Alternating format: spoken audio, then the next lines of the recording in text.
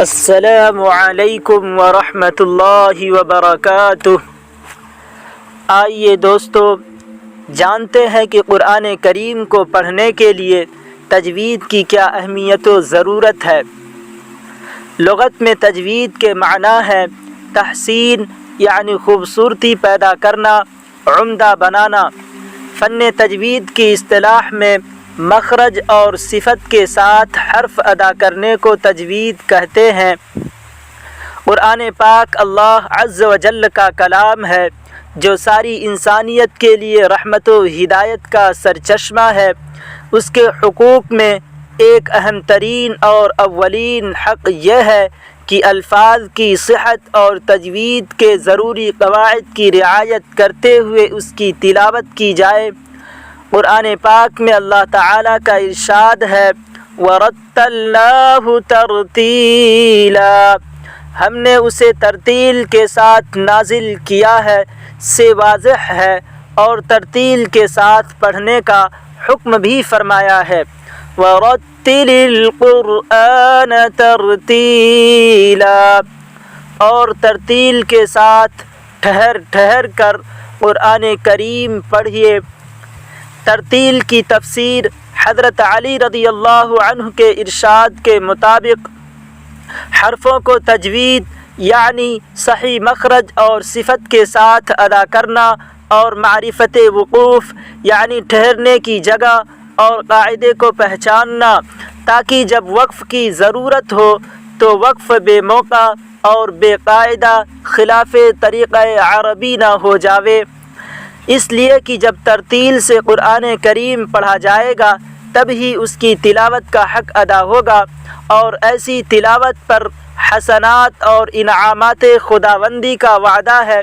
لیکن اگر تلاوت تجوید کے ساتھ نہیں بلکہ اس کے خلاف ہے تو اس سے تلاوت کا حق ادا نہیں ہوگا۔ حدیث پاک میں ہے اقرؤوا القرآن بلحون العرب واصواتها، کہ قرآن کریم کو عربی لحن میں پڑھو۔ محققین علماء نے تصریح فرمائی ہے کہ بغیر تجوید قرآن پڑھنے والا ثواب کا مستحق نہیں ہوتا بلکہ گنہگار ہوتا ہے۔ امام جزری رحمۃ اللہ علیہ فرماتے ہیں وَالْأَخْذُ بِالتَّجْوِيدِ حَتْمٌ لَازِمٌ وَالْأَخْذُ بِالتَّجْوِيدِ حَتْمٌ لَازِمٌ مَنْ لَمْ يُجَوِّدِ الْقُرْآنَ آثِمٌ لِأَنَّهُ بِهِ الْإِلَٰهُ أَنزَلَ وَهَكَذَا مِنْهُ إِلَيْنَا وَصَلَ۔ تجوید کا سیکھنا واجب اور لازم ہے۔ جس شخص نے قرآن پاک تجوید کے ساتھ نہ پڑھا وہ گنہگار ہے، اس لیے کہ اللہ تعالیٰ نے تجوید ہی کے ساتھ اس کو نازل فرمایا ہے، اور اسی طرح سے اللہ تعالیٰ سے ہم تک پہنچا ہے۔ لحن کس کو کہتے ہیں؟ لحن تجوید کے خلاف پڑھنے کو لحن کہتے ہیں۔ لحن کا معنی غلطی ہے۔ لحن کی دو قسمیں ہیں، نمبر 1 لحن جلی، نمبر 2 لحن خفی۔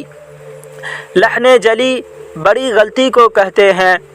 حروف کی لازمی صفات یا حرف کے مخرج وغیرہ میں غلطی کرنا بڑی غلطی ہے۔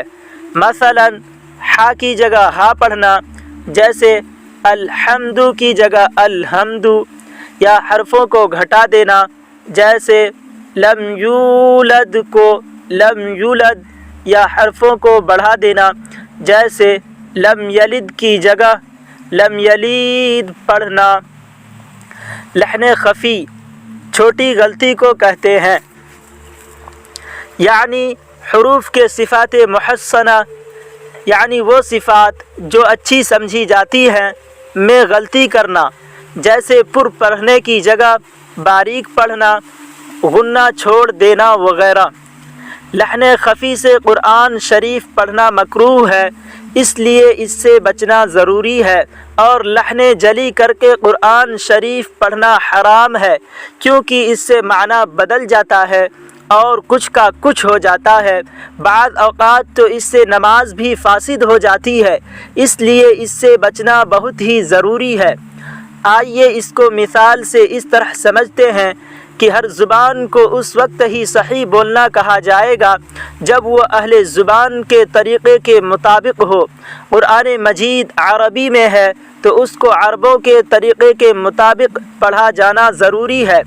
اگر اہل زبان کے طریقے کے مطابق حروف ادا نہ ہوئے تو قرآن کی عربیت باقی نہ رہے گی، یا اللہ تعالیٰ کی مرضی کے مخالف معنی پیدا ہو جائے گا۔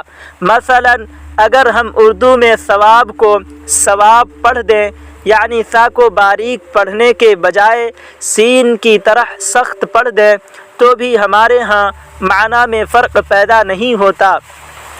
لیکن عربی حروف کا تلفظ بدلنے سے اکثر اوقات معنی بھی بدل جاتے ہیں، جس کی وجہ سے عربی کو اس کے صحیح تلفظ سے ادا کرنا بہت ہی ضروری ہے۔ مثلا قل هو اللہ احد کا معنی ہے کہو وہ اللہ ایک ہے۔ اس میں موجود قل کا معنی ہے کہو یعنی سے، لیکن اگر اس قاف کو باریک پڑھ کر ہم نے کل پڑھ دیا تو کل کا معنی ہے کھاؤ یعنی ایٹ، جیسے کہ آیت ہے کلوا واشربوا، کھاؤ اور پیو۔ تو اس آیت میں کلو کا استعمال ہوا ہے، یعنی کاف سے پڑھا جانے والا لفظ، تو اس کا معنی کھاؤ ہے۔ لیکن اگر ہم نے سورۃ اخلاص میں قل کے بجائے کل پڑھا، جیسا کہ ہمارے ہاں اکثر لوگ تلفظ میں غلط ہونے کی وجہ سے کل ہی پڑھتے ہیں، تو آیت کا مطلب بن جائے گا کھاؤ وہ اللہ ایک ہے، نعوذ باللہ۔ اسی طرح قلب بڑی قاف سے اس کے معنی دل ہے، لیکن اگر قاف کے بجائے کاف باریک پڑھا تو قلب کا معنی کتا ہے، تو آیت کا معنی ہی بدل جائے گا۔ اسی طرح نصر کا معنی مدد اور نصر کا معنی گدھ ہے، جو کہ ایک پرندے کا نام ہے۔